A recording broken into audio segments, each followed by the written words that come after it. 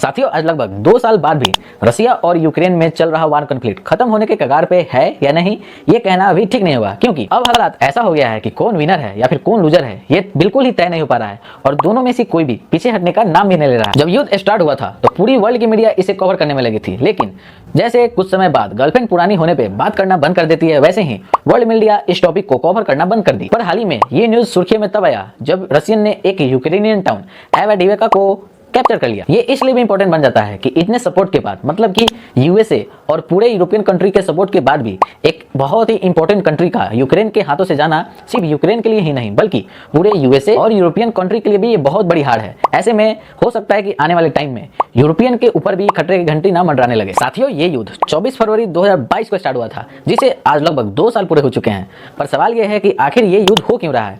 तो यदि अगर हम फ्लैशबैक में चलें तो जब 1991 में सोवियत यूनियन टूटा तो यूक्रेन एक इंडिपेंडेंट कंट्री बन गया, जिस पे 2014 में व्लादिमीर पुतिन ने अटैक करके एक शहर क्रीमिया को अपने अंडर में ले लिया। अब ऐसे में यदि आप किसी भी कंट्री पे अटैक करते हैं तो सामने वाला कंट्री भी आपके ऊपर रिस्पॉन्स करेगा। फिर क्या था, यूक्रेनियन भी रशियन के सामने खड़े हो गए। पर साथियों, आपको बता दें कि रसिया जो है एक सुपर पावर कंट्री है और ऐसे में एक किसी भी नॉर्मल कंट्री को सुपर पावर कंट्री के सामने खड़े होने में या फिर उससे लड़ने में बहुत टाइम लगता है। जिसका नतीजा 24 फरवरी 2022 को रशियन फिर से एक और शहर पे कब्जा करने निकल जाते हैं।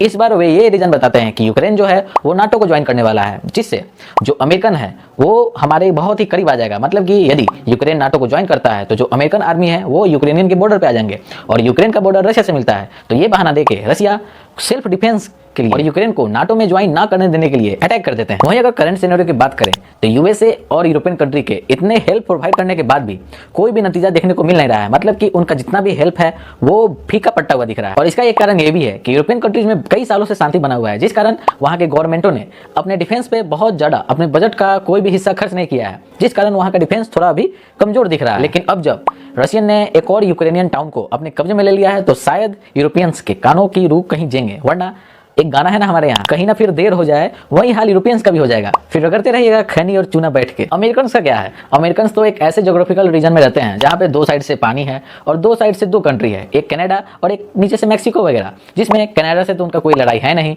मैक्सिको से थोड़ा बहुत है तो वो से खुद देख लेते हैं। तो अमेरिका ऐसे में बहुत ही सेफ प्लेस पे है, झेलना यूरोपियंस को ही पड़ेगा क्योंकि रशिया के करीब सबसे ज्यादा वही है। तो ऐसे में बेटर ये होगा कि यूरोपियंस कंट्री को आगे आकर लड़ाई को सपोर्ट ना करके पीस की तरफ बढ़ना होगा, ताकि ये लड़ाई और फैले नहीं। आई होप आपको ये इन्फॉर्मेशन अच्छा लगा होगा और यदि आपको ये इन्फॉर्मेशन थोड़ा भी अच्छा लगा हो तो इस वीडियो को जरूर शेयर कीजिएगा और मेरे बाकी वीडियोस को भी जरूर देखिएगा। धन्यवाद।